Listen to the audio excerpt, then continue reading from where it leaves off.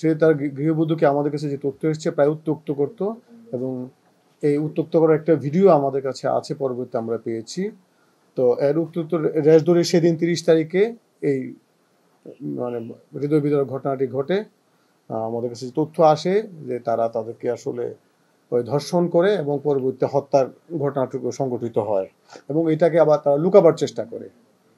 তো যাই হোক, বিষয়বস্তুটা আমরা জেনেছি এবং আমরা এর মামলা রুজু করেছি, এবং এই মামলাকে আমরা সর্বোচ্চ গুরুত্ব সহকারে বিবেচনা করেছি, এবং তারই প্রেক্ষিতে আমরা মামলার অন্যতম আসামি মিতু আক্তারের স্বামী, তাকে আমরা গ্রেফতার করতে সক্ষম হয়েছি।